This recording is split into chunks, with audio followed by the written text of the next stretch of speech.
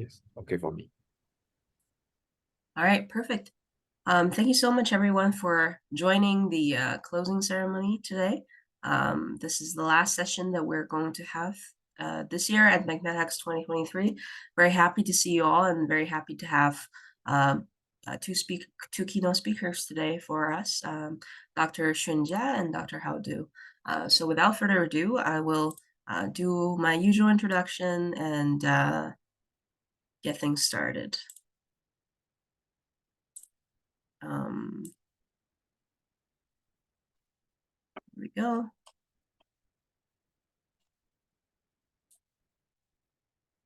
And I'll also talk about the after our speakers. We'll also talk about some important logistics in terms of the certificates and attendance and so on. So stay tuned. Now, here we go. Okay, well, now welcome back. Today we have, as I mentioned, Dr. Xunjia and Dr. Du Hao, and afterwards we'll have our McMedHacks team speaking about some logistics. As usual, for any communications issues, you can shoot us an email or talk to us on Discord channel that you're in. Just an overview of our program from the last 8 weeks. That we went from intro to classical machine learning to PyTorch model training and evaluation to fully supervised medical image segmentation to transfer learning in medical imaging, and that concludes phase 1. And in the past 4 weeks, if you're still here, that means you have completed both phase 1 and phase 2. Which is optional for you to do. And so thank you so much for sticking this long and learning together with us. The second phase was designed to teach us more about the more state-of-the-art stuff, methodologies, and so on, going from self-supervision to natural language processing to transformers, and then to model generalizability last week, and now is our closing ceremony. So just a brief overview on the order of speakers today. We'll have Dr. Du Hao first, and then Dr. Xunjia, and then our team. So great. Without further ado, I'll start introducing our first speaker, Dr. Du Hao. Dr. Du Hao is currently a research fellow in Saw Swee Hock School of Public Health at National University of Singapore and Chief Technology Officer, CTO of a NUS spinoff called Phantom X. His primary research pursuits revolve around the development of artificial intelligence applications in healthcare data, as well as conducting clinical trials to refine AI into practical, regulatory approved tools for clinical use. So thank you so much. Here we go. You can feel free to start sharing your slides. Thank you very much, Eugene. Let me see. Can you see my slides? Mm-hmm. Okay, great. Well, hi everyone. Good morning to you, but probably good evening to our time zone. My name is Du Hao, and thank you for having me for this talk on the artificial intelligence for breast cancer detection from mammography. It's regarding to mainly focus on the clinical validation and integration. So a bit more about myself. My name is Du Hao. My background mainly on the computer science and data scientist, but during my PhD, I was trained as an epidemiologist from something called School of Public Health, National University of Singapore. For our lab in School of Public Health, we focus on the AI in healthcare, led by Dr. Feng Mengling, and our projects are oriented on the machine learning applications on electronic health records, computer visions, models on medical imaging, as well as natural language processing, for example, on diagnostic report and chatbot for emergency department. So during my PhD study, we also started this spin-off from NUS called Phantom X. In this startup company is focused on on transforming the research in the different artificial intelligence and deep learning to an actual medical device or diagnostic tools that can be used by clinicians. So we have been going through this journey for a few years. Within both the help from our academia and industry collaborators, we have been publishing papers in top journals, including JAMA Network and also actually GBHI. And also we have key collaborators span all over, especially based on it within the APAC region, focusing on Asian population, including more than 7 countries and regions and more than 10 hospitals and medical centers. We are also going by transforming a research on the artificial intelligence models into actual clinical useful diagnostic tools. We have been going through a lot of regulatory submissions and regulatory approvals. We have received our regulatory approvals for as a diagnostic medical device in Q3 last year from Singapore, and we have been received regulatory approval for clinical use in Thailand, Malaysia, and Philippines as well. And as our startup company, we have been partnership with HP Enterprise and also collaborated with the Japan National Cancer Center Hospital, and these are our media features. I know these are a lot of just what we have been done, and it's a lot of information and pictures. But for this talk, I actually want to focus on 2 specific studies that we have completed and also in progress on how we are going to validate a performance of an artificial intelligence model in an actual clinical scenario, and how can we prove that the performance improvements in actual clinical trials. So without further ado, I will start with our first study. The first study looking at this is a multi-center international study focusing on augmenting breast cancer screening efficiency by maximizing detection of normal mammograms using an AI algorithm. So first of all, we focus on the breast cancer screening. So population-wise screening mammography is the only imaging modality that has shown the reduction in breast cancer mortality. However, a large number of the mammogram screening requires double-blind reading, and that results in a huge amount of workload for radiologists. Also, because within the screening program, within the screening mammography, the majority of the mammograms are normal, and the need of double reading causes a double workload for the healthcare systems. So, however, AI artificial intelligence offers a promising solutions by showing demonstrated by studies in other Caucasian populations. However, to this day, there has no multi-center or wide enough studies that has showed a similar performance in Asian population. So this is the focus of our study. In this study, we aim to evaluate the performance of AI algorithm in APAC populations. In this study, we aim to reduce the radiologist workload by improving efficiency in identifying the normal mammograms within the screen populations. We exclude them or use single reading from the mammogram reading workflow, and we will demonstrate by this integration of AI, it can significantly reduce the workload and the burden of the healthcare system. So the method, this is a retrospective standalone validation study that involves 6 medical centers from APAC regions and also 6 regions and 6 populations. We included mammograms from women at risk of breast cancer, which is aged from 40 years and above. We include the patients. We include the patient with only the digital mammograms and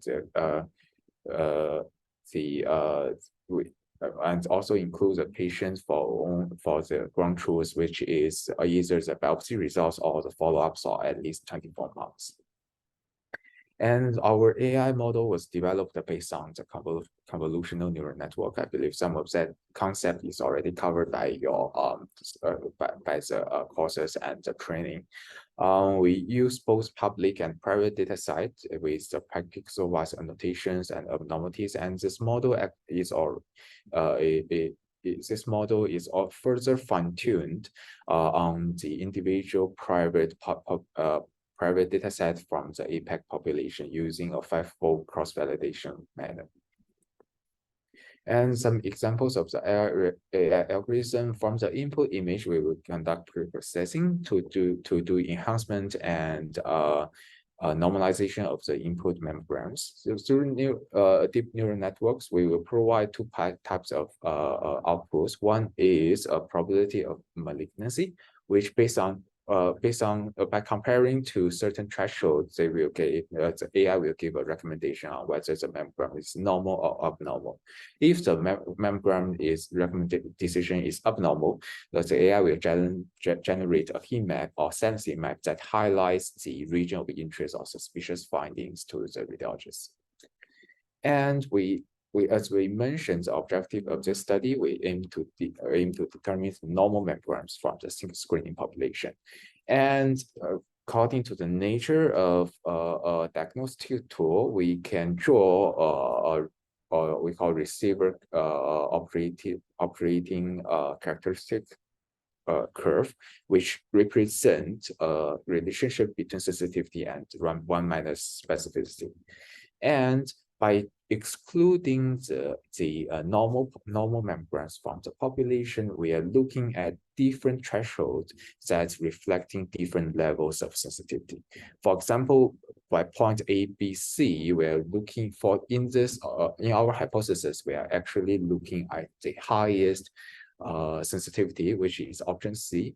Option C to provide the highest probability of true negative results. That is identifying the true normal mammograms from the top screening population.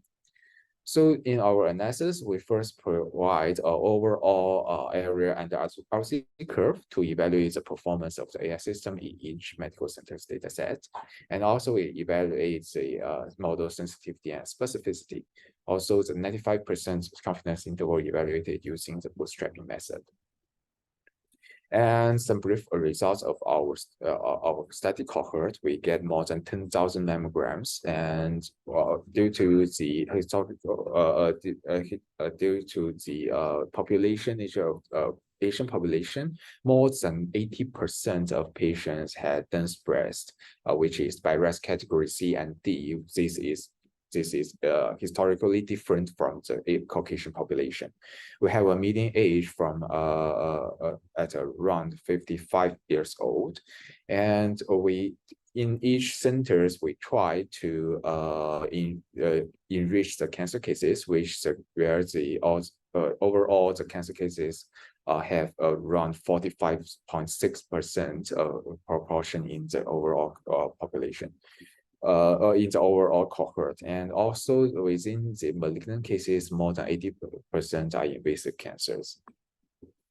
So for lesion types, most of the lesion detected was calcifications and mass. Minority is looking at asymmetric density and architectural distortion. And for within the cohort, BIRAS 3 was the most frequent category for benign cases, which is normally considered as more challenging cases. And BIRAS 4 is also the most frequent category for malignant cases, which is also the easiest category that radiologists may misclassify or misdiagnose.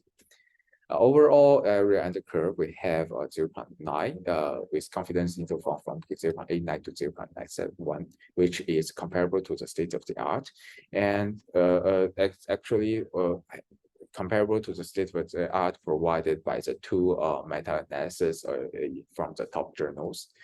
And as we mentioned our hypothesis, we are looking at excluding the normal cases. So by fine-tuning the different levels of sensitivity rate, we are looking at which corresponding to a different percentage of missed cancers. By having 0% to 3% of missed cancers, we notice that the AI model is able to exclude from the 7.4% to 38.2% of normal membranes from the whole cohort, which means if we integrate the AI system in this cohort, we are able to safely exclude around 30% of the patients from the workload of the radiologist. And from the current, actually, this is comparable to the current APAC region screening program, where the missed cancer rate is ranging from 3 to 18%. So some subgroup analysis due to the time constraints, I won't go to the details, but all the findings in our subgroup analysis, it is consistent with our findings in the other literatures. So in this study, this is the first multi-center study within the APAC regions with a high overall AUC performance. With the studies, we highlight the potentials of using AI system for enhanced screening efficiency by reducing the volume of cancers. We are also, by having this AI system integrated, we are able to speed up the time for patients to obtain their report, which leads to the reduce of anxiety, prevent disease delay of treatment. It also can highlight the potential of standardizing the quality in mammography interpretation and narrow the inequity of breast cancer treatments, especially in APAC region where the low and medium income countries. And so as a summary, we have had findings of these studies allow policymakers to leverage integrate with AI models to improve efficiencies of breast cancer. But after this study, you may wonder that this is a standalone validation, whether when the users or with the radiologists are really equipped with the AI system, how the performance will be, and what would be the actual performance improvement with the radiologists are equipped with the AI assistance. So that is exactly questions we raised after our first study, and this is something we are doing at this moment. We are evaluating the effectiveness of AI system to assist the detection of breast cancer. So I will skip the background where the breast cancer is a global threat of the public health, affecting more than 180 countries around the world. And as we mentioned, double-blind reading is the standard of care for mammogram interpretation, but it causes a large burden on the public health system. And one thing I need to highlight here is that especially in Singapore or other top-performing screening programs, at least one within the double-blind reading workflow, at least one consultant radiologist specialized in breast imaging is required to be involved in this double-blind reading for the purpose of audit and training of the resident radiologist. And the training of resident radiologists to become the expertise level of consultant radiologist typically takes more than 5 years of experience. So that's actually cause a huge workload and also limitations in the efficiency and cost effectiveness. And also, we propose to integrating AI may be a promising solution for this problem. So with our hypothesis in this study is that with the assistance from the AI-based CAD software, the resident radiologists could demonstrate comparable diagnostic performance to consultant radiologists, which can lead to a reduction of the overall consultants' workload and also health burden on the healthcare system. So in this study, we aim to evaluate and compare the diagnostic performance of 3 reader groups: consultant radiologists, resident radiologists, as well as our regulatory approved AI system in breast cancer detection. So this is a retrospective, multi-reader, multi-case study on Singapore women at risk of breast cancer from National University Hospital. So this study have two phases. For the first phase, resident and consultant radiologists as well as AI system reads the mammograms and provide a risk score from 1 to 100. And after a workshop period of 1 month, we will have the two reader groups, consultant and resident radiologists, they read the same cohort again with the assistance or with the analysis results generated from the AI system, and they will provide the recommendations and also risk score again for performance comparison. And we evaluate the diagnostic performance, including the area under curve, sensitivity, specificity, as well as the reading time. So this study includes more than 500 Singapore women within the range from 40 to 90 years old, and we collected all the ground truths for all the patients. For malignant cancers, the cases were confirmed through pathological examinations, and the healthy controls were identified based on the minimum follow-up of 24 months without a diagnostic malignant cancer. And this study includes 17 radiologists from NUH, National University Hospital, including 4 consultant radiologists and 13 resident radiologists with different years of experience. So I probably skip. I will briefly skip this part. So basically, we set up the identical reading setup with to the actual diagnostic scenario in the diagnostic imaging department. And for AI analysis, the AI will generate there is 4 views of 2 breasts generated from the mammography examinations. And for each view, the AI will generate an AI risk score showing on the image. And also for the cases that is suspicious for malignant cancers, the AI will highlight a region of interest as a heat map to overlay on the original mammograms as an assistance to the radiologist. So the results of this study include the assessment of the overall performance, for example, the area under curve, and also we evaluate the recommendations of reader groups on 2 decision-making scenarios for recalling patients for follow-ups as well as the diagnosis for breast cancer. And we compare the sensitivity and specificity between AI and human reader groups by fixing the sensitivity of AI to be the same as human readers and comparing the specificity. So overall, on the AUC level, we noticed that by comparing the human readers, the consultant radiologist outperforms the resident radiologist, which attribute to their expertise and years of experience. The overall performance is statistically significant. And we also noticed that the AI outperforms the resident radiologist in the overall AUC, and the comparison is also statistically significant.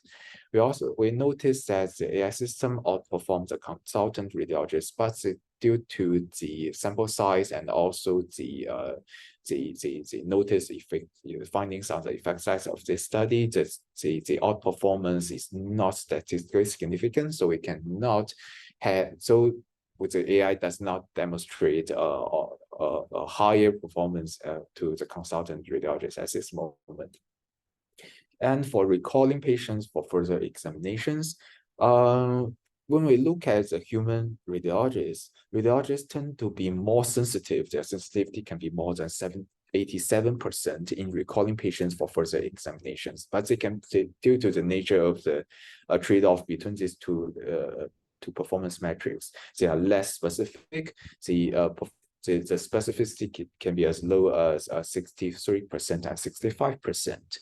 And by comparing these two human reader groups, we find that the consultant radiologists tend to be more extreme in their preference of this decision making. They have a higher sensitivity but a lower specificity than the resident radiologist.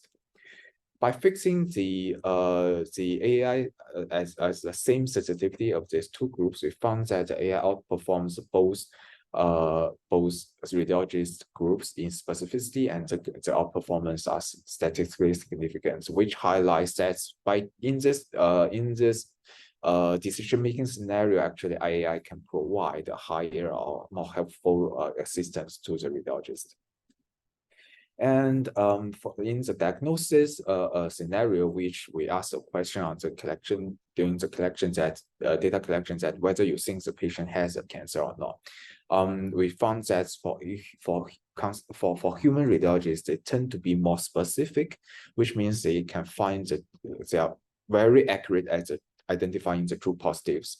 The specificity can be as high as 97%, but they can be less sensitive, which means a lot of missed cancers.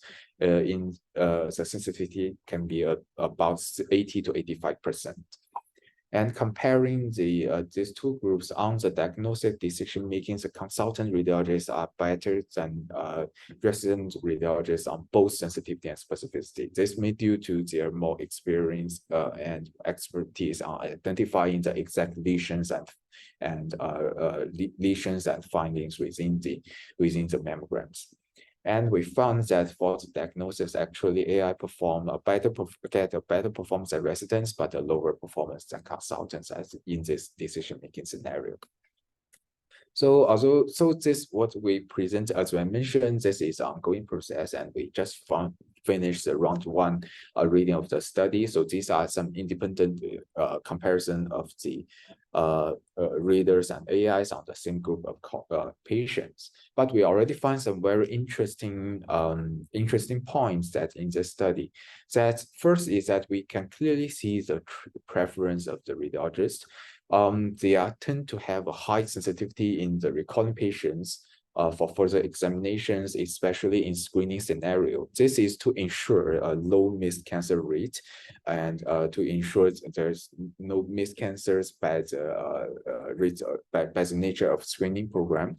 And but this leads to, by the nature of the two diagnostic performance metrics, it leads to a low specificity, which is typically the biggest limitation of the breast mammography screening, which is a high false positive rate, lead to a burden and a cost effectiveness problem to the healthcare system. And for the diagnosis, we found that the human readers are highly specific in identifying the lesions that is visible and detectable from the mammograms, but that leads to a low sensitivity, which means they miss some cancers in the actual diagnosis.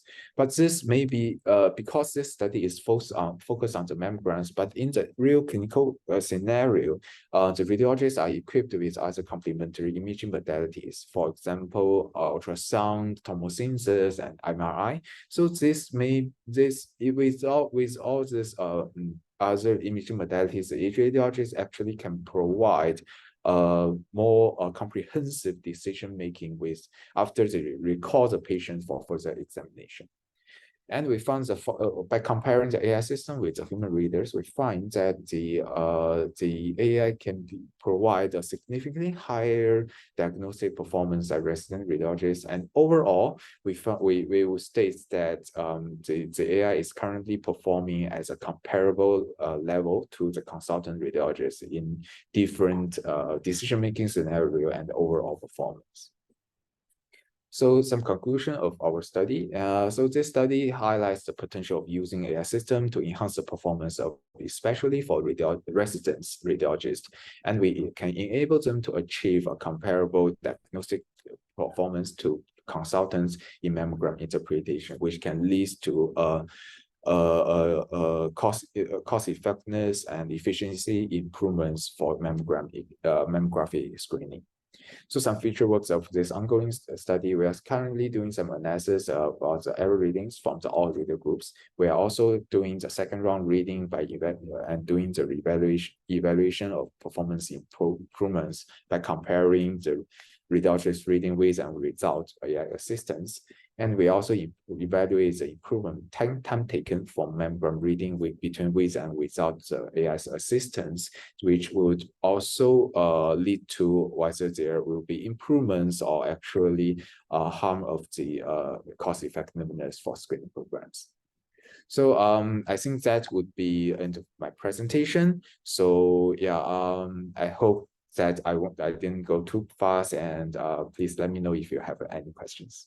No, that was perfect. Thank you so much for the presentation. It's very impressive work on the AI, human AI collaboration. So we're open. We have a few minutes for some questions. If you guys want to type them in the chat or unmute yourself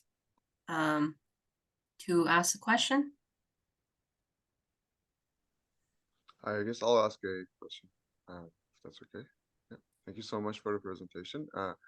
It was really interesting to see how like close the AI have gotten to like even beyond the human level, but like it's all like within like a few percentages. I'm wondering if you had like any challenges in going from one machine to other machine. So does the imaging machine and the vendor impact the performance of these machines, especially when we're talking about these like quite a few percentages, like 2 to 3% in the scores? Yeah, thank you for your question. And this is very typical questions we got asked for a lot of times.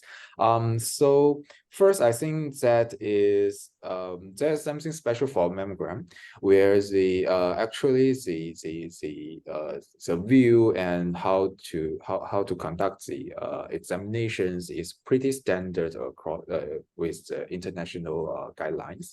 That most of the different brands or different machines after clear strict calibration, they will most likely performing at a similar level. We are looking at strict the same orientation direction of from the examination from the breast to the breast, and so it's more standard, we will say, compared to for example ultrasound in this imaging modality.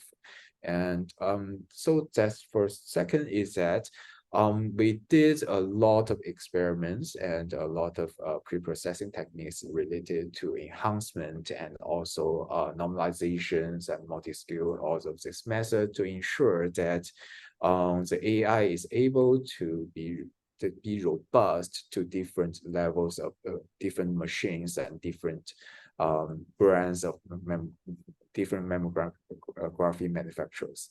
So after those techniques, we ensure that the AI can perform a consistent performance over the different types of mammograms. And we do have experiments although we didn't show that here, but we do have experience because we collect all the, especially for the study one, we collected the mammograms from more than six countries within the APAC region with a very diverse populations in language and ethnicity groups. So we did for all the results, we did a statistical testing over the performance across different brands, and we found that AI is actually performing with no statistically significant difference. So yeah, that's basically how we look at this problem.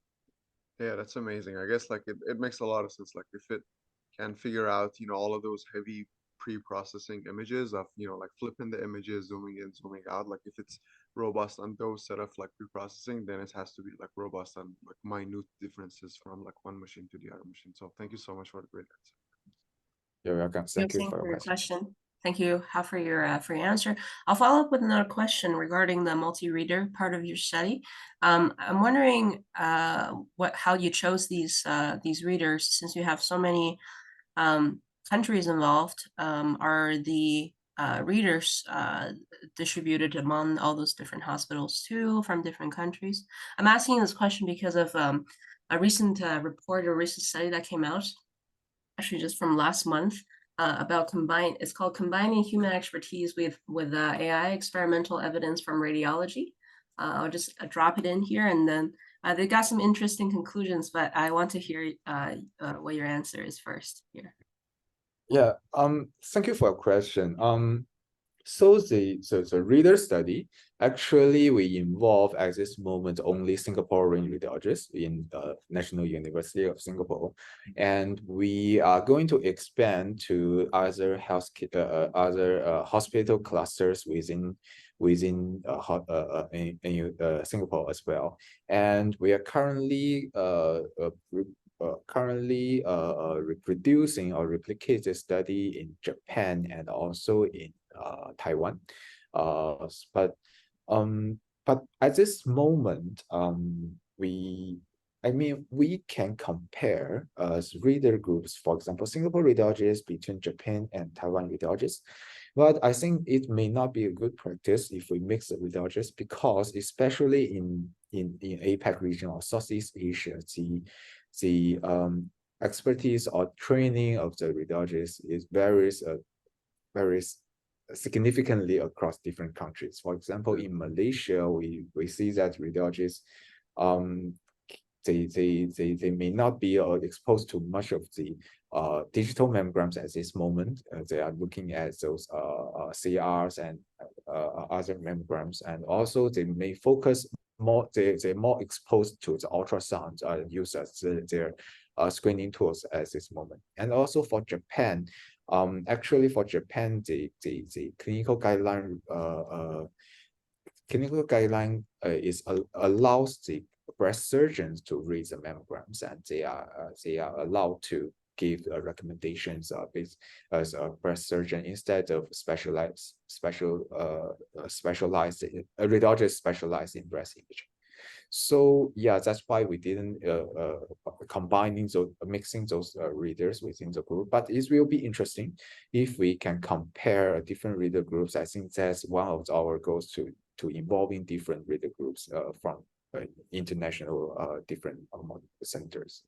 I hope I answered your question. Yeah. No, absolutely. Thank you so much. I just thought of that because of the finding of this other paper that I put in the chat, where their result. So basically they tried to assess the performance of an AI assisting the radiologist, and their result was showing that unless documented mistakes can be corrected, the optimal solutions involve assigning cases either to humans or AI, but rarely human-assisted AI, which is kind of surprising to me, because I would always think that AI and human ensembling methods will always be better. But this result, I think, is the part of the reason that this happened is, sometimes the radiologists actually don't fully trust it. They trust themselves more than the AI. So I wonder if this is a well, not confidence, but more of a like whether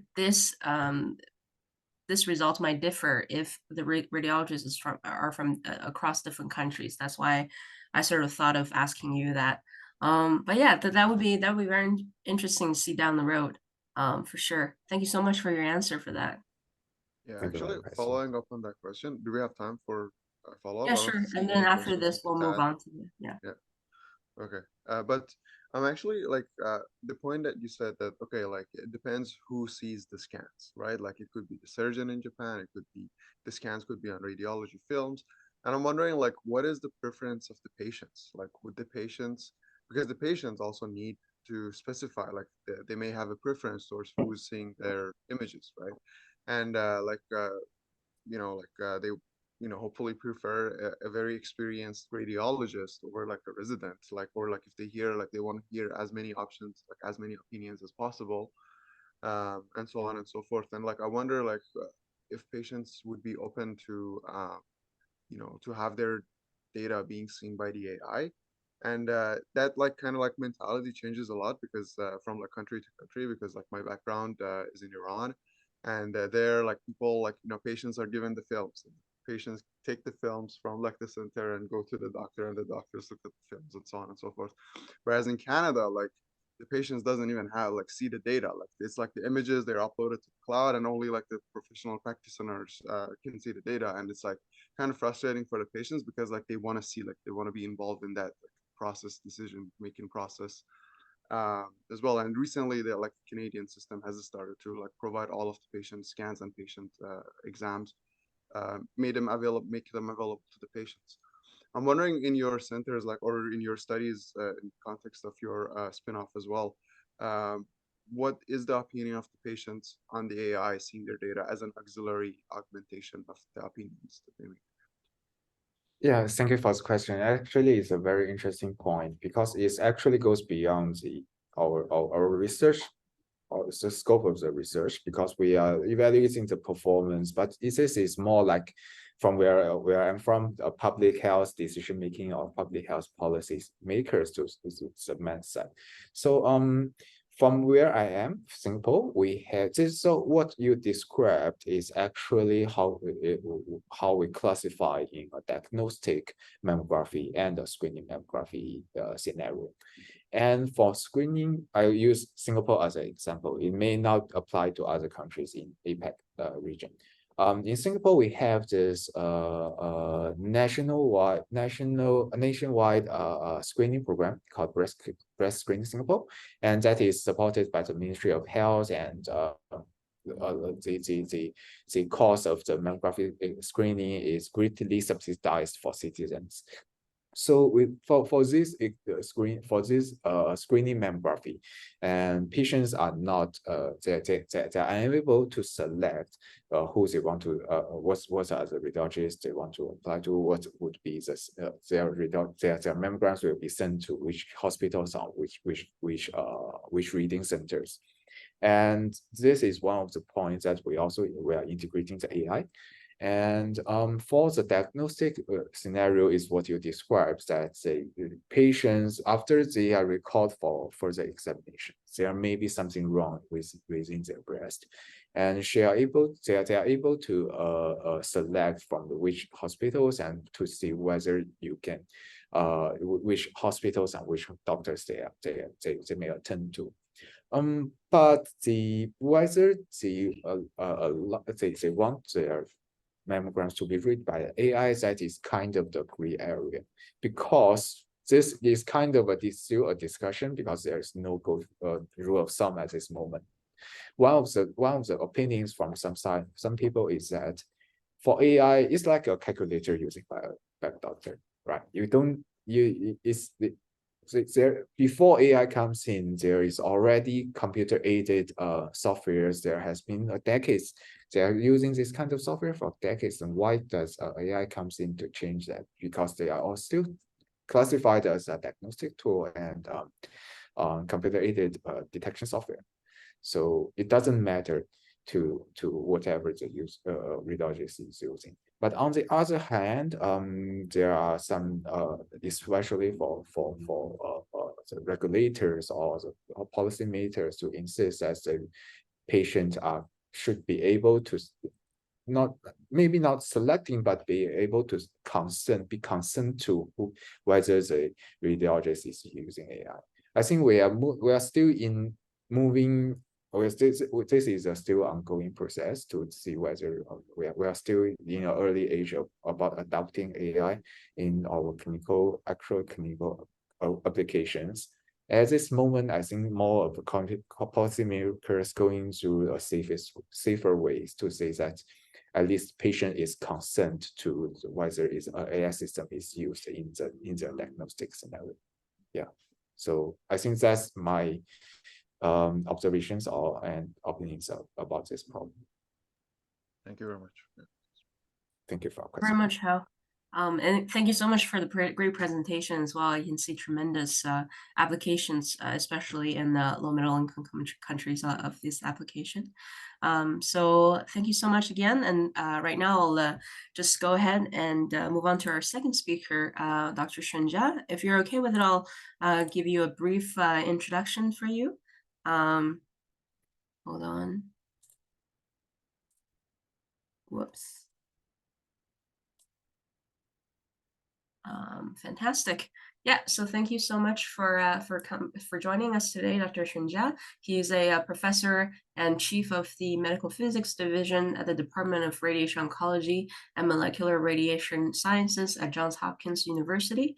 He's earned his PhD in physics from University of California, Los Angeles, UCLA in 2009, completed his postdoc in medical physics at the Department of Radiation Oncology and Applied Sciences at UCSD. Before joining Johns Hopkins in 2022, which is last year, he's held a position of professor and associate vice chair of medical physics research in the Department of Radiation Oncology and the University of Texas Southern Medical Center. He's also served as a founding director of ChemPep accredited medical physics graduate program there. He's made significant contributions to the field of medical physics through his productive research.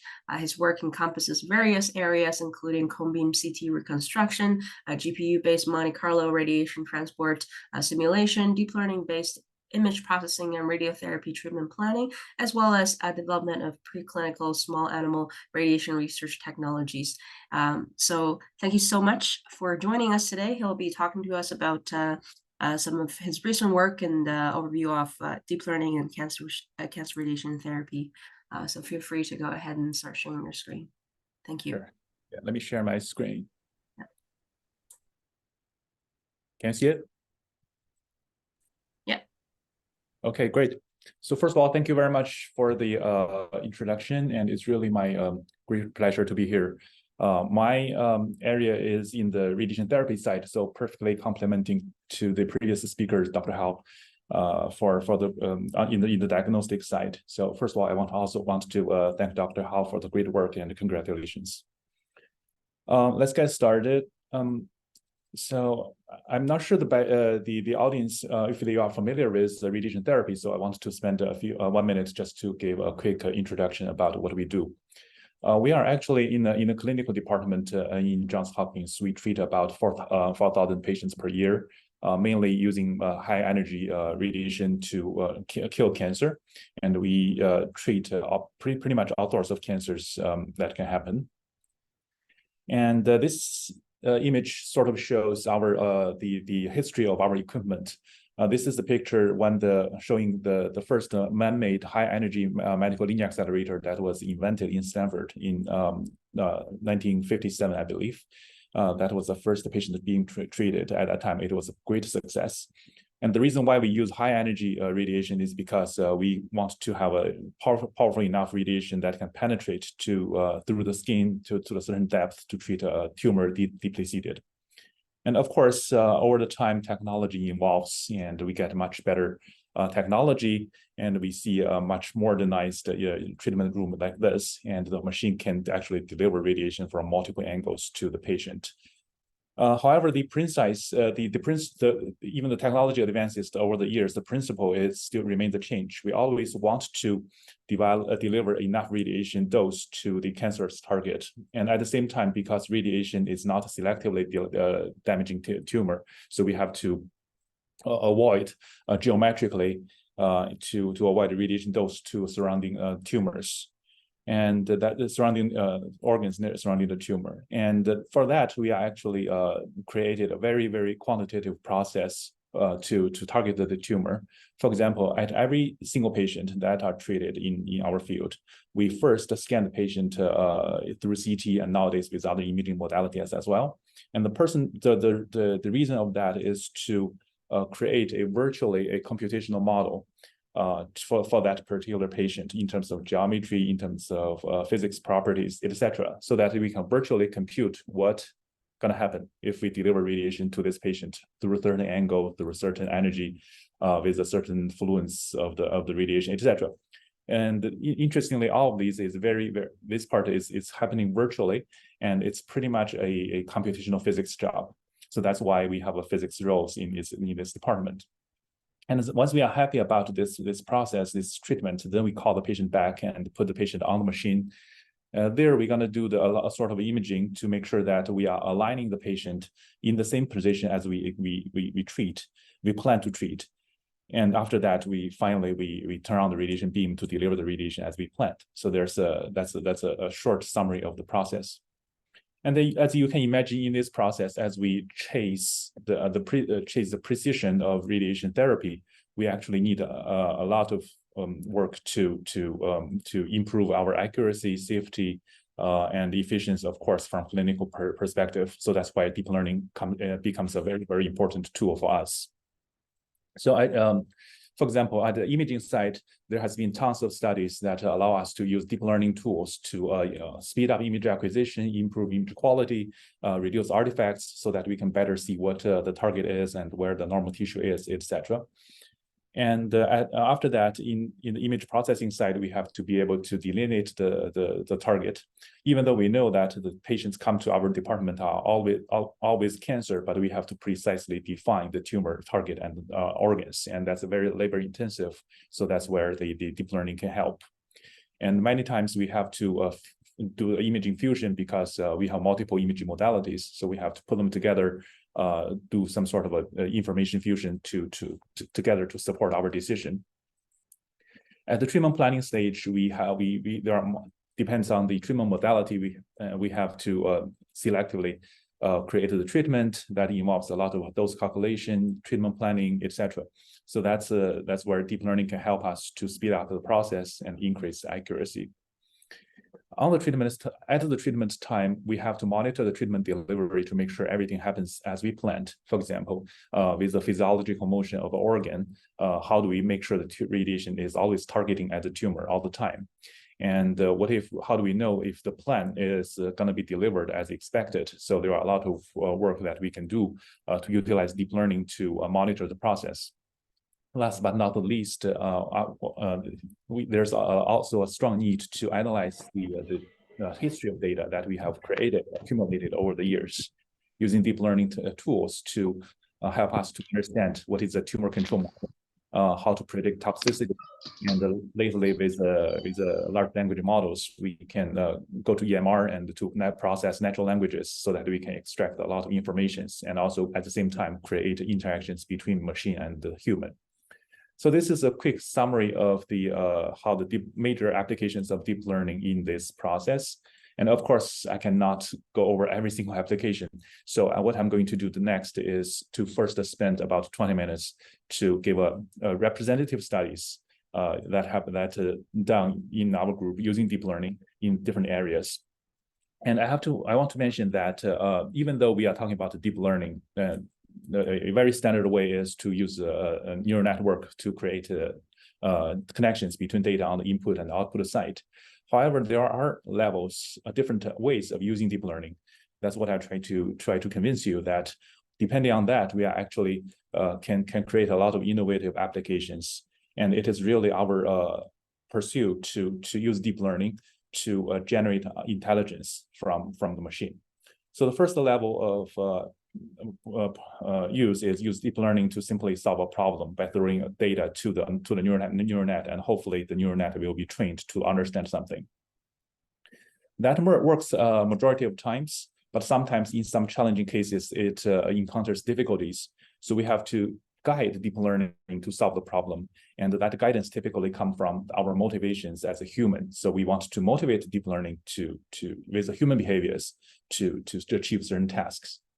And the last level that we are pursuing is to really build intelligence with deep learning to solve a problem like a human, instead of using deep learning as a data processing tool. But here we want to have a deep learning be a smart, intelligent agent that can help us to do some decision-making process in the clinical workflow. So that's the first, what I'm going to present. And I'll touch base on our thoughts on deep learning and some of our studies in the second half of the talk. So let's get to this very simple study. The first one is an application in cancer brachytherapy. So in this case, actually, the task I'm presenting is to precisely digitize these needles in the three-dimensional space. So this is the clinical context is that in this type of treatment, we actually put a bunch of needles into the patient body, and in the hope that we can put a radioactive source through the needle to irradiate the tumor from inside. And to do this precisely, one prerequisite task is to precisely digitize all the three-dimensional needles in this image. And that typically takes a lot of physics effort or treatment planners efforts to do that. And of course, that creates a lot of burdens in the clinical workflow. Keep in mind that patients are under anesthesia, typically in this case. So the question is, how do we do that? And a very straightforward application of this is basically use deep learning. So we can create such a neural network to basically throw in the three-dimensional CT volumes, and then it will give us the segmentation result of the needles. And that's a very, very straightforward application. We put in a very conventional type of neural network for this purpose. And we can train the neural network. And this image sort of shows a very representative results. If you look at the axial view of a CT image, there are a bunch of dots. Those are needles looking at across axial plane. However, at the same time, there are also other bright dots that are actually radioactive, not non-radioactive seeds that physician put in to label the tumor. So of course, the challenge is how do we differentiate between needles and seeds? With a well-trained neural net, we can precisely segment all the needles without being affected by the seeds, versus if you were to use a more straightforward mask-based algorithm, of course, you're going to have seeds and other objects. And this image is sort of summarizing the performance. So if you compare the red lines, that is our algorithm, versus the green line, which is a manual digitization, they pretty much agree with each other, even in some complicated cases that the needles actually touch each other. And this is actually the area where even a human planner spend a lot of time to examine, try to figure out where the needles paths are. So this algorithm basically can streamline this process. Even though it's a very straightforward application, it does solve a lot of problems in the clinical practice. Along the same line, you can basically use the so-called supervised learning, and of course, the concepts have been introduced here. So with supervised learning, you can use the neural net to create a lot of accomplish a lot of tasks. And being a creative, you can link images and data of different format and pass the information from one to another. For example, this is a study that maps the CT image into the functional image of the lung to figure out where are the most functional active area of a lung by looking at how the lung expansion happens during the 4D CT. This is another study that is sort of similar to what I presented already.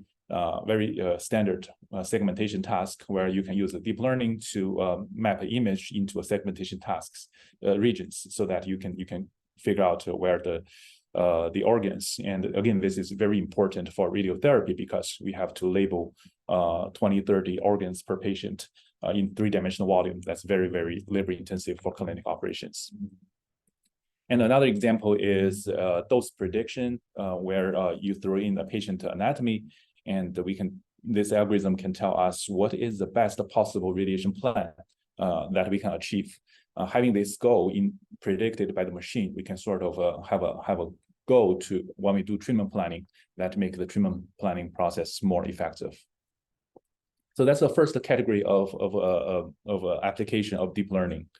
Very straightforward, but it solves a lot of problems, and we see many tools being adapted in the clinic these days with impacts demonstrated from accuracy, speed, efficiency, and eventually patient outcomes.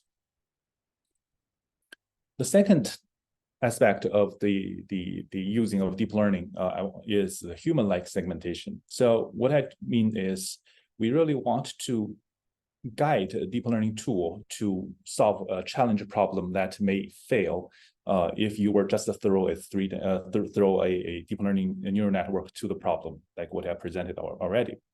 And the example here is a sigmoid segmentation. So this is the anatomy in this case. Sigmoid is an organ that is extending from rectum up, and it's sort of a tube anatomy. And the challenge of this segmentation tool is a segmentation task is that we are actually facing at a very complex three-dimensional shape. If you imagine three-dimensional tube folded in a two-dimensional, folded in a three-dimensional space, there's a very large inter and intra-patient variation of this organ in size, filling status. If you look at the same patient from different days, the structure looks very different. And if between patients, some patients the organ may look like this, and some patients, the shape may look like that.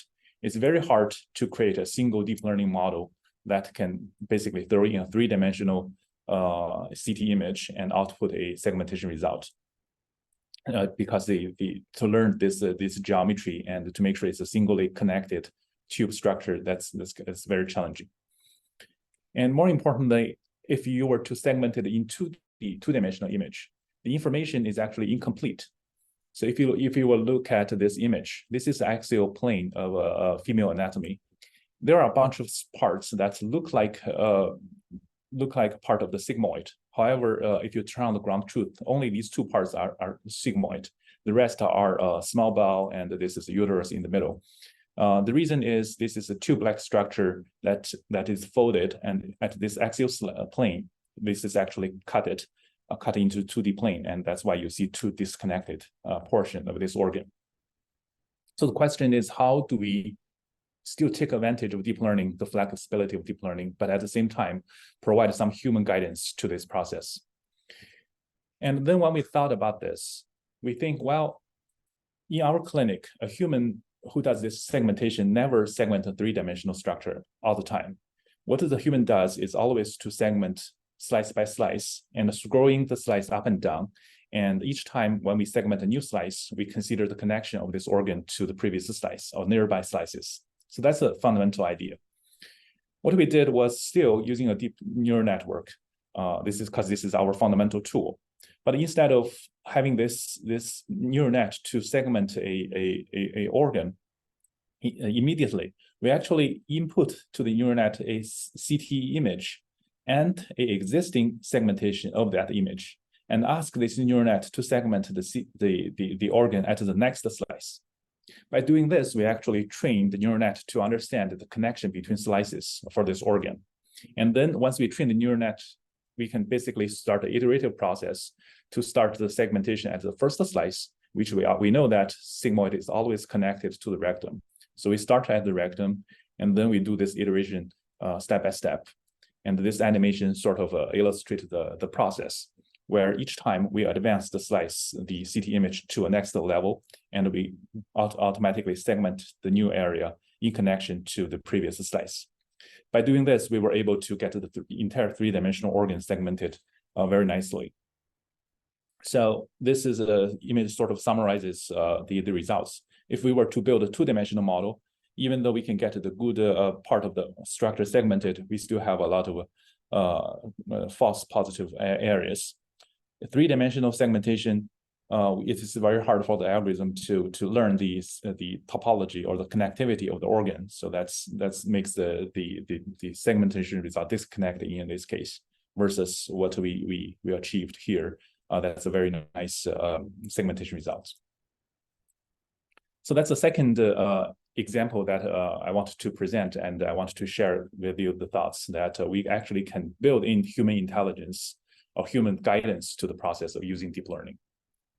And the third level is we really try to push deep learning to learn and to think by itself so that we can hope to achieve some sort of intelligence. Because to us, artificial intelligence, the most important or the holy grail is the intelligence.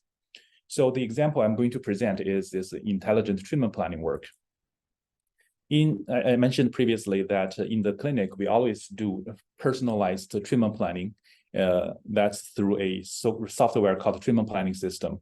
So what a human does is a human always try to come up with the best plan for a particular patient when talking while interacting with a physician. And the process typically goes like this. A human planner look at a plan sitting in front of a computer, looking at a treatment planning system, try to manipulate how we treated the patient and see what's the consequence of that. And if the plan quality is okay, then we are happy because the plan is accomplished. If not, this human planner will think about how to tweak the parameters, how to change the plan a little bit, and that's the treatment planning software to find out what is the consequence and then see the dose distribution. And this workflow continues. It takes about a few hours to days for a human to come up with each plan for a patient. And as a consequence, not only is this a long process, but also it creates a lot of burden for the clinical operation. For example, in our division, we have about 20 people, human planners dedicated for this type of work to provide personalized plans for about 4,000 patients that we treat per year. So this is the task that we try to solve. The question is, can we build a human planner, a virtual planner that can think as a human to do this? This was actually motivated by this. If you think about this process, we are actually talking about a very similar task that we are playing computer game, because we are operating a computers to achieve a certain goal. And not surprised that many years ago that Nature already published a paper, DeepMind was able to train a computer program to play computer games. And what I'm showing here is a video on YouTube. So after 240 minutes of training, not only does this computer agent is able to play this game like a human expert, but also this computer agent is able to discover a trick to kick the ball on the top and to gain a high score. And I have to mention, in this process, no one told the computer software what to do. This discovery of this new rule is completely done by this computer software by itself through the so-called deep reinforcement learning process. So exactly for this, we try to build a virtual treatment planner to behave like a human in this process. And more importantly, later on, we can also couple with the speaking capability of language processing so that we can verbally interact with this virtual planner to achieve a really human-like experience in treatment planning process. So that's the overall idea. I would not go into details of the technology, but just to say that we build a bunch of neural networks that can help us to make a decision. And this decision is done in a hierarchical way, similar to what a human will decide when we do treatment planning. And the training that is through the so-called reinforcement learning process. It's like a rewarding mechanism that you reward the computer software if it behaves well. And the reason why I'm showing here is I also hope in this process the computer can discover some new rules that human planner has never discovered. For example, in this case, the computer is tasked to find out what is the way of operating this spider so that the foot of the spider touches the ground minimally time. And it turned out to be the computer is so smart that it discovered that it can flip the spider so that zero amount of time for the spider foot will touch the ground, which is the best solution ever. So it is our hope to train the computer in this process that can identify or understand humans' behavior and learn the new treatment planning tricks to achieve the goal. With this, we have started this endeavor in 2016, and retrospectively, we participated this planning challenge. So that was this is AMD, American Association of Medical Dosimetry, where a bunch of humans try to compete who can do the best plan in a standard setup. Once we developed this planner, we applied our virtual planner to this case, and it was a prostate cancer case where we try to irradiate here. And altogether, after using this virtual planner, we achieved 140.5 the score. And if you compare to all the human planners participated in that year's plan challenge, we actually ranked number 3. That we were very happy because what we are competing against are the human planners that are very experienced across the world. So that was the 2016 case. And early this year, we secretly participated prospectively to this year's plan challenge. We didn't tell the organizer what we are doing. We pretend we are a human planner and participated in this year. It is an adaptive head and neck cancer treatment planning case. And our planner is called iPlanBot, sort of telling the people what we are doing. And we actually use this virtual planner to operate the Eclipse treatment planning system to generate a plan like this. And we were very happy that our virtual iPlanBot actually achieved the fastest overall time among all the planners across the world. That was actually the goal of this. I mean, the plan goal was to achieve the fastest plan. So we were happy that we are actually ranking number 1 in this process. At the same time, our planner, actually human planner, my student, she actually also won the 3rd place in this process. So we were very happy and think that it's very possible in one day the human planners will be facilitated by these virtual planners to achieve the plan in a much fast and high quality way. And the last slides is showing that we are actually coupling our virtual planner with a language processing model so that we can actually talk to the virtual planner to achieve certain goals. I don't know if you can Initiating virtual planner. Virtual planner got EQD2 for CTV is 84.2 gray. Bladder is 106.6 gray. Rectum is 63.8 gray. Sigmoid is 62.7 gray. Small bowel is 49.6 gray. Hey, virtual planner. How can I help you? Reduce bladder dose by 10%. Okay. Reducing bladder dose by 10%. Continue reducing bladder dose. Okay, so I'll stop here. So this sort of give you an idea what we are doing. So we are actually building a virtual planner that can really behave like a human in the clinical practice, that we can talk, we can interact, and the planner can think by itself. That together, we can make the treatment planning process more streamlined, and of course, make the quality more uniform across the patients. So that's all the three levels of the applications of deep learning that I want to present. And before I conclude my talk, I want to spend about 5 minutes to show a few other areas that we are working on to make sure the deep learning are useful and safe when we apply deep learning in our clinical practice. Now let's stay back a little bit to think about what we are doing by using deep neural network. We are actually using neural net as a functional approximator, such that it can create a very, very complex mapping, which is very hard to describe mathematically, to map information from one end to another. Taking the autopiloting as an example, we are actually mapping what we see in front of the car into the decision of how to operate the car.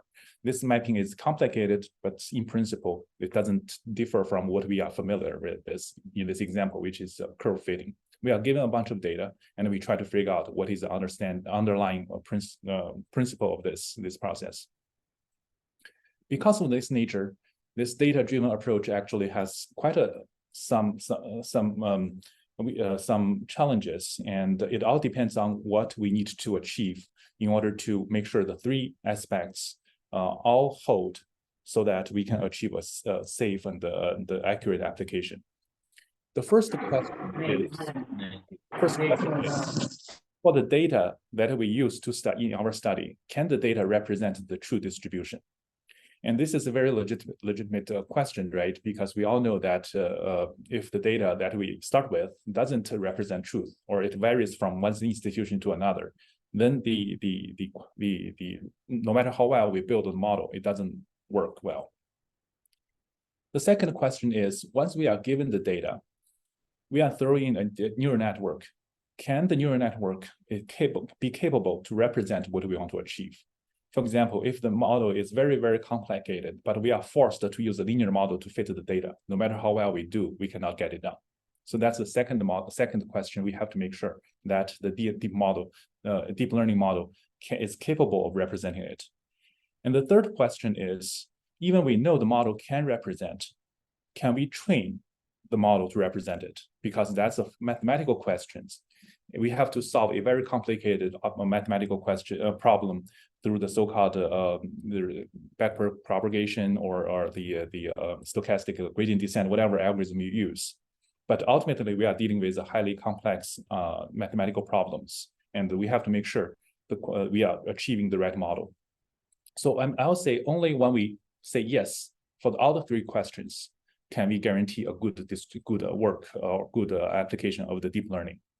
Unfortunately, the many times we are actually facing with challenges in many of these, and it's probably hard to say yes to at all the time. But even for a particular context, it's still challenging to get the good confirmation in all the aspects.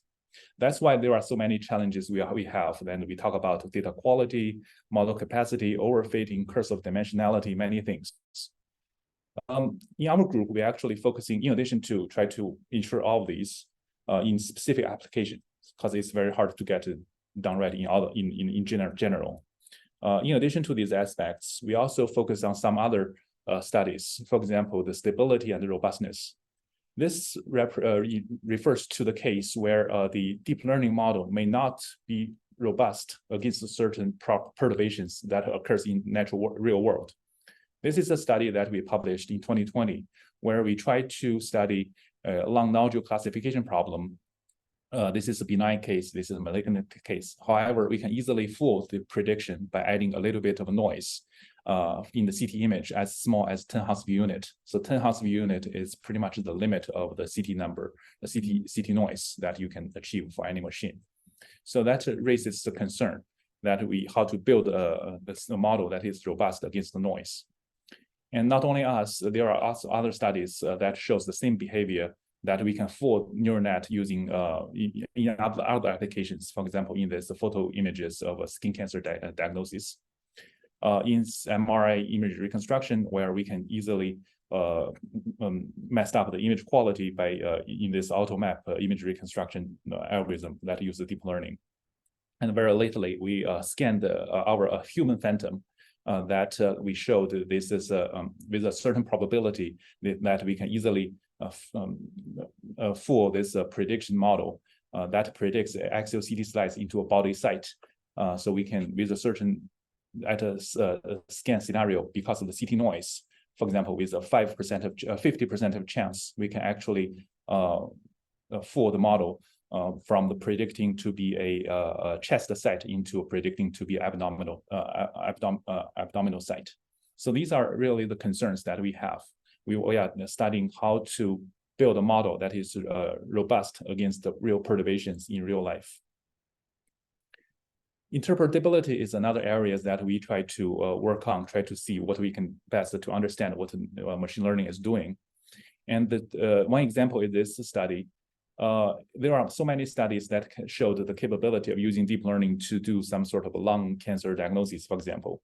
But this study actually revealed the performance of a particular model, that this deep learning model actually focused on the upper right corner of this radiograph image, which it should not do.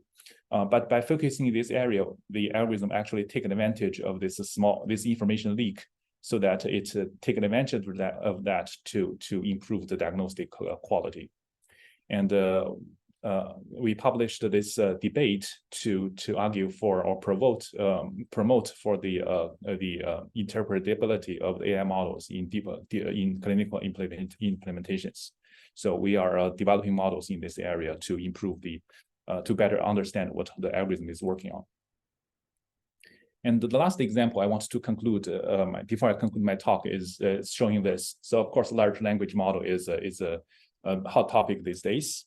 And in our at a discussion, so we asked the ChatGPT, say, hey, please list all the cases where the sum of 3 prime numbers less than 100 is still a prime number. And of course, it did a great work. It generated this list, and we say, oh, wow, this is brilliant. Thank you very much. However, when we go back to re-examine this list, and we find out that actually this list, this is not true. So 7 plus 13 plus 19 is not equal to 41. So that's really the problem, because a lot of times the information generated is likely true, or 90% is true, but there are small chances that it's not true. So the question is, how do we build a system that can better help us to prevent situations like this? By the way, there are also mistakes in this list. So this is our ongoing studies to solve these kind of problems, because we are at a department, again, clinical department, so we are dealing with routine treatments. So we have to make sure everything we do for our patients is safe. With this, I want to conclude my talk. So first of all, I hope I convinced you that there are many different ways of using deep learning, but depending on how the problem look like, we are trying to solve problems differently. And we have to keep in mind that there are many challenges. So we have to be aware of them, overcome them in order to make a safe and valuable applications in clinical environment. And lastly, I think let's think outside the box. Hopefully, with the deep learning and AI, we can achieve some really innovative work and advance our practice. And I want to show this review article that we wrote about 3 years ago, and we touch many of these topics in that paper. So finally, I want to thank all my team members, collaborators, funding support, and thank you very much for listening. Thank you so much, Dr. Zhao, for the wonderful talk. This is super comprehensive and a great wrap up at the as the last talk of McMedHacks 2023, because we've touched on some of the methods that's been going on in the past 8 weeks, but this is a wonderful way to see them in applications and in the real world clinical setting. So the floor is open up for questions. Let's see, one question from not Christina, whether you can share the link of the paper from the segmentation paper from 2018. I think it's the first part of your first section of your talk. It's a 2018 paper. I wasn't sure which one she's referring to, but if you can go back to one of the first slides, maybe. Great, and meanwhile, we can start with maybe another question. Is it 2020? No, it's 2020. Uh, It's probably no. I don't know which Christina, but- which one But do you, I think the sorry? slide. I'm sorry. The presentation will be recorded, right? So yeah, you can it's all recorded, and you can go back also to recording and see them. Yeah. And we can you can share the slides with me as well at the end, and we'll share with the participants. And I think my friend Hossein here can also concur that we're very impressed by the talk, and especially the Shen et al. Paper. We know very well about that, especially Hossein, if you want to ask some questions or something, because he also works in the optimization domain and very interested in reinforcement learning to optimize and speed things up in treatment planning. Go ahead if you have questions. Yeah, I mean, thank you so much. It's a lot of like great visionary work, and it's nice to see like all these algorithms like like land the nice prices and outperform other algorithms as well. It's really amazing. I guess like my question is like, what is your policy on kind of like open science and open sharing of these algorithms? The thing that we saw with a little bit of like open AI and ChatGPT was that like as soon as they put it out there, people started messing with it, and people started finding its limits. People started how to break it, how to like get it to do the things that it was not originally supposed to do by like setting up these imaginative scenarios. And I guess like that's like a nature of every piece of like code and software that is written, that it needs like an army of humans just like mess with it until it breaks. And I imagine that in the case of like reinforcement learning and like machine learning, that army of humans, or like those like set of like testers or players, that is even more like necessary than deterministic code that is like developed by softwares. So I'm just like wondering, like, what is your opinion on finding the limits to the software, like with like Yes. So thank you for asking. It's actually first of all, I'm very supportive in code sharing, because in the past few years we witnessed how important it is in terms of advancing our field. Specifically for our like deep reinforcement learning tools, we haven't shared those for two reasons. One is we are a clinical department. We are not a basic science, so the bandwidth and the capacity are really limited, because all of these works are done in addition to our routine clinical work. And the second, we again, because of our clinical department, so we are limited by what we can do in terms of sharing code, and the data is even more problem. Okay, so that's where it's gonna hang up. We are discussing for a long time, discussing with the IP office of the universities to allow us to achieve certain of these goals.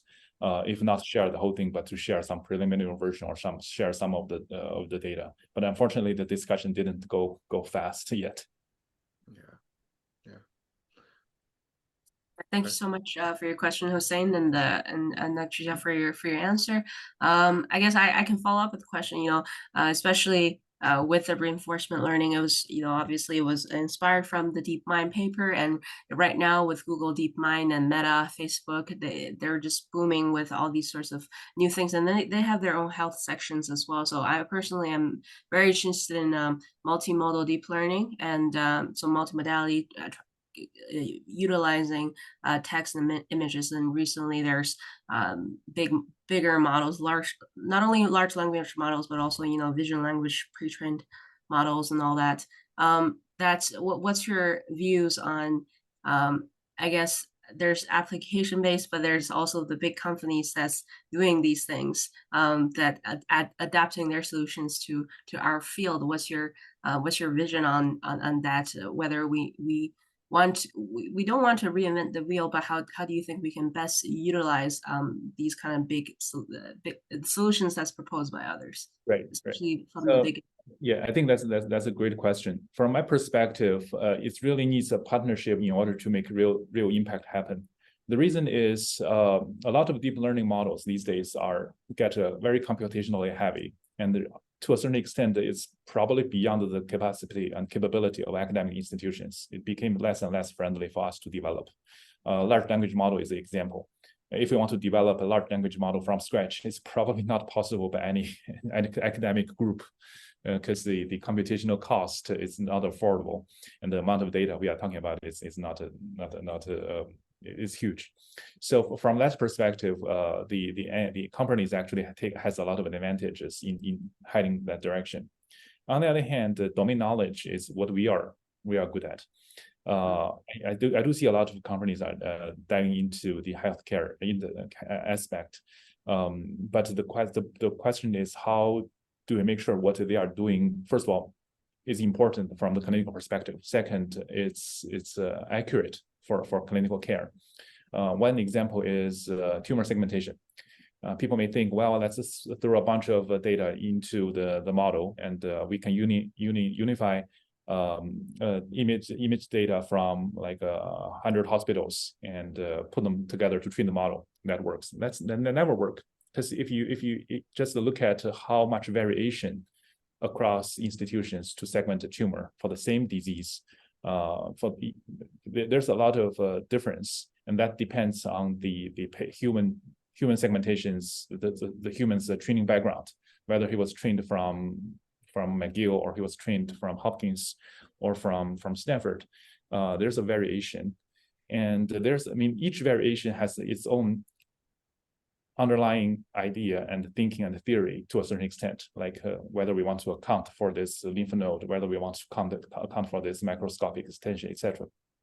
So without knowing those, it is very hard to solve the problem purely from a data-driven approach. Mm-hmm. That's why I think the academic institution has the domain knowledge. Put them together, I think it's very important for either side to solve the problem, but together we can conquer more. Yeah, absolutely. And then we have a lot of thank yous and very impressive and congratulations words in the chat. So thank you very much. I guess we'll just wrap it off with a last question. With these at least automatic segmentation algorithms that you guys developed at Hopkins or your previous institution in-house, or do you guys also use industry? There's so many auto segmentation industry softwares out there. Do you do them in-house, or do you use an external software, and how do you go about choosing them? And is it for the stuff that you develop in-house, is it easy to is it easier to put it in clinical practice compared to the external stuff that you bring in? Yeah, thank you. I didn't touch on this. So there's a huge amount of work in terms of translating the initial development. It's very easy to publish a paper, but to translate that into clinical practice and to go beyond each institution, there's a lot of work. That's why I have a lot of respect to Dr. Hao's work, because that's really not easy.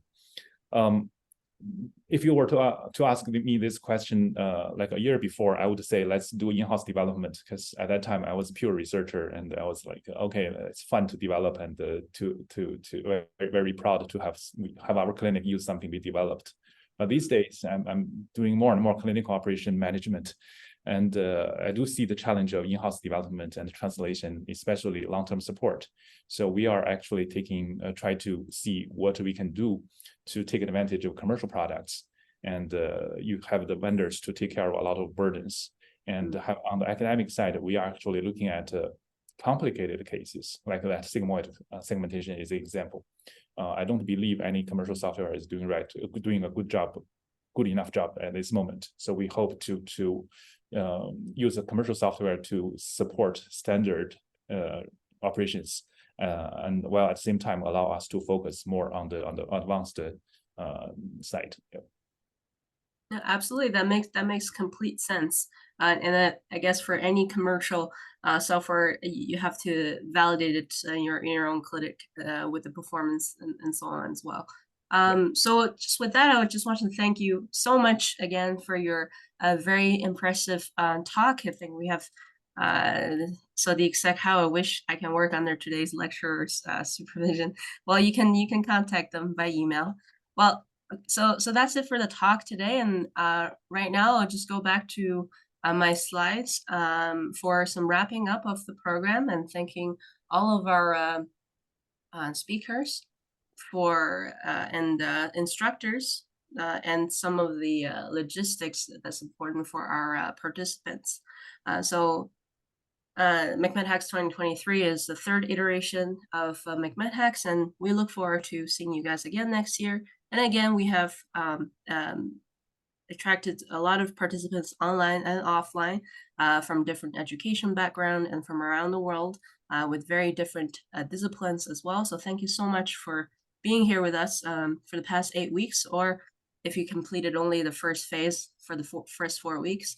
And then as usual, we have the 4 components. Oops. This is 2023, obviously. The 4 components, seminar and workshop and mentor tutorials during the week, and the offline help. So thank you everyone for your involvement and dedication here. So here I'll just go really briefly in details if you're interested in about the certificate details. So we will have, because we have 2 phases of the program, they'll be released separately. So if you have attended both phase 1 and phase 2, you'll receive 2 certificates. But if you only attended 1 or 2 of the 2 phases, you'll receive 1. And 70% of all sessions attendance will be counted towards the certification counting. And so here more specifically, we don't count the opening ceremony because of the technical difficulty of that section, but the rest will count 70% for both seminar and the workshop, and everything was done through Zoom. If you cannot make it to the live event, we have recorded everything. We have also provided a makeup quiz can come live. So they're all available on the platform called Gumroad, which you have been familiar with. A deadline that we set up for you to catch up on the missing attendance would be August 22nd, 2023, well, this year, and then we'll try to release all the certificates by the end of this month. And a note for the live attendance that if we can see the number of minutes that someone has joined for a session. So if you join for 1 minute, that wouldn't count. So at least 30 minutes for a session. And so in terms of many people have asked how to make up for a missing attendance. So we mentioned that we have the Gumroad platform. If you can see my screen over here, Hossein and Sebastian and everyone has organized it through weeks. And as I mentioned, we have both live and online sessions. Online sessions or videos and materials that were developed in the last year for you to just learn and understand the materials further. And then all of the quizzes have been uploaded here. If you need to look at a missing for a session that you have missed attendance, just look through here, and all the videos and everything are here. You can look for them. For the countries, if you are in the country where you cannot access Gumroad, we have also uploaded them onto the Google Drive that you can take a look at. And at the end here, all of the quizzes links are in this Google document provided by Hossein. Wait, not this, this over here. And for all of the recordings, they are in the McMedHacks YouTube playlist. This is all the recordings that we have done in the past 8 weeks, as well as all of the tutorials during the week provided by the mentors. They're all available here. And if you're not sure if you have attended a session live or not, just go back to the playlist and see whether you were there or not. If you were there, you should have some vague memories about it. Just here, I will thank all of our speakers from the seminars in the past 8 weeks, Dr. San Corman, Dr. Farhan Malki at the opening ceremony. And the second week, we had Dr. Kostas Trakis from Exactus and Dr. Shireen Enger, which is our PhD supervisor and the director in medical physics at McGill University. And the next week 3, we had Dr. Jean Kildea, which is also another professor from the McGill Medical Physics Unit. Week 4, we had Dr. Mohammed Hawi, who is a research scientist at Google, who's worked on medical AI. And week 5, we had Dr. Roy Keith, who talked about NLP buy versus buy-in the post-ChatGPT world. And week 6, we had Dr. James Sui, who is a clinician scientist who has been a physician, but also an assistant professor at McGill, who is working on deep learning algorithms at the same time. And the next week, in week 7, we had the pleasure to have Dr. Urduna Anazoda, who is the leader of the SPARK program, which is an initiative in Africa that we have ourselves participated in this week to train the trainers, train the our deep learning practitioners and clinicians working in the medical domain. And next time, and then that week, we also had Dr. Samari Kahu, and then who talked to us about deep reinforcement learning and drug dosage recommendation from the MILA Institute, which is the Montreal Institute of Learning Algorithms. And last week, we had Dr. Lana Wee from the University Maastricht Clinic talking to us about multi-sensor privacy preserving modeling approaches federated learning, as well as Dr. Wim Bos, who is the CEO of the company Radiomics, who talked to us about translating radiomics from a research topic to the clinic.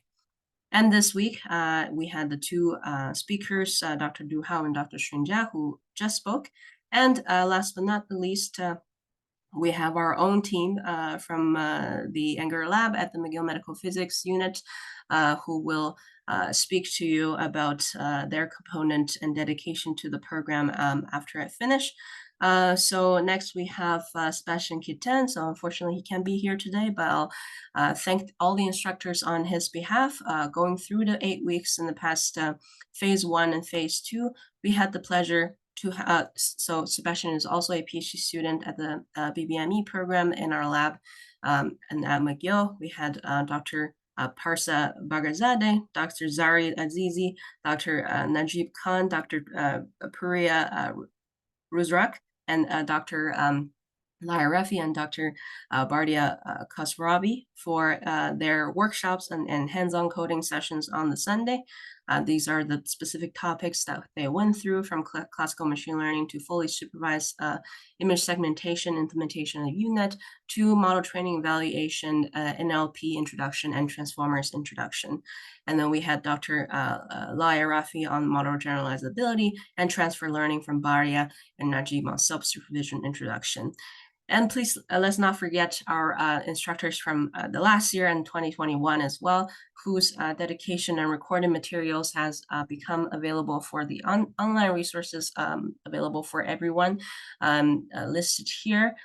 So we want to thank Farhad, Hunter, Saman, Najib, Zari, Sebastian. Well, I'm not going to thank myself, but and Kehi, Dr. Mohammed Mohibian, Katie, Hossein, and Ibrahim of all of their hours and dedication for the materials. So next we have Hossein, who will briefly thank all of our mentors and tutorials as well. So I'll just continue sharing the screen, but you can just speak and I can advance. So Yeah, Hossein yeah. is my colleague, and as you know, he's also a PhD student in our lab in medical physics and biomedical engineering too. Yeah, thanks, Eugene. So yeah, so the mentors, if you guys remember, they basically went through the material of the workshops, they made assignments on it, and they answered all of your questions on the assignments.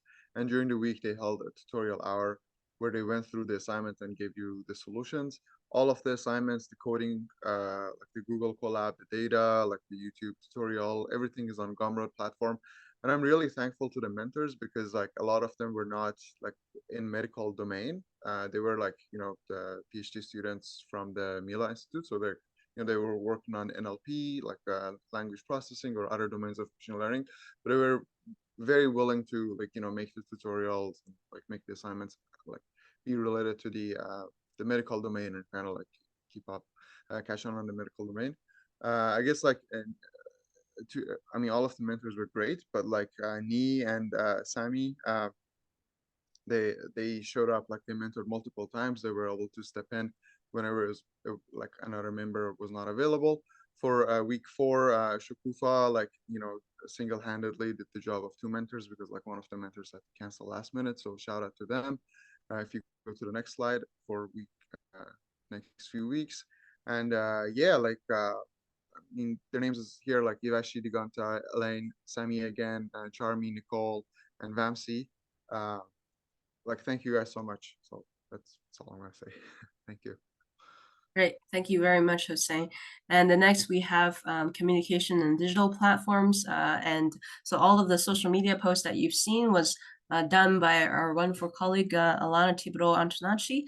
She's not here currently because she's doing a dual PhD at a French institution in Bordeaux. So she's just did a year there, and she's about to come back at the end of the month to Montreal. So I'll just present for her very briefly that she used the Canva program and also WordPress for our website and on Twitter. And we also want to thank obviously Gumroad, where we hosted all of our materials, and Eventbrite, where you register for the program. Whoops, looking back on 2023, you gotta remember change the year. All right, sponsorship. Okay, we have Maud here, who is our sponsorship chair, if you would like to say a couple of words. Yes. Thank you, Eugene. So we just wanted to take a short moment to thank this year's sponsor. So with their support, they make this whole event possible, and we're extremely thankful for their help. So I'll just give a quick shout out to every one of them. So first we have the McMedHacks Institute. So they're an amazing institute that is led by Polytechnique Montreal. So they support innovation in medical technologies, and their goal is to fulfill the needs found in the healthcare community. But they're also really passionate about training the next generation of medical technology professionals. So a big thank you to them for the support this year. We also have the Canadian Organization of Medical Physicists. So their name is pretty self-explanatory, but they help to promote and advance the Canadian medical physics community in their role in the healthcare. So a big thank you to them for the support this year. We also want to thank the McGill Center for Translational Research in Cancers, also known as MCTRC. So they're based at the Segal Cancer Center and the Lady Davis Research Institute of the Jewish General Hospital in Montreal. So their main focus is on innovation, knowledge generation, and the rapid translation of research discoveries from the lab to the clinic when it comes to cancer prevention, diagnosis, and treatment. So a big thank you for the support.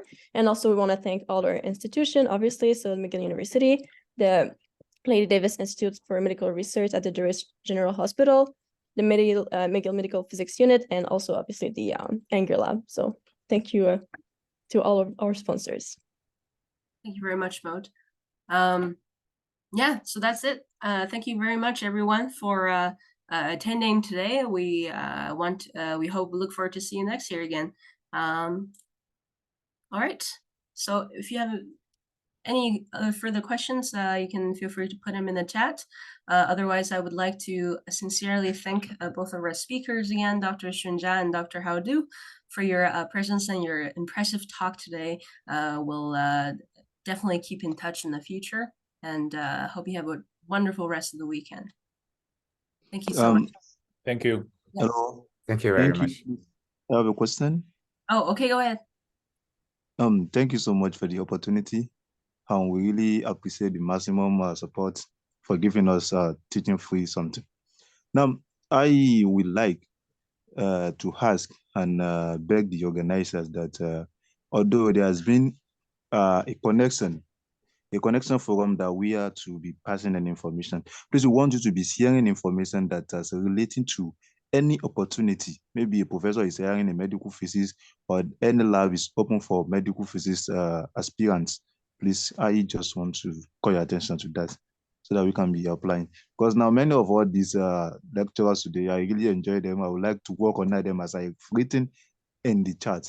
But I don't know if they are even accepting students. We don't know how to do it. So please, we want you to be sharing such information as well. Thank you so much. Thank you very much, Sadiq, for your question and the suggestions.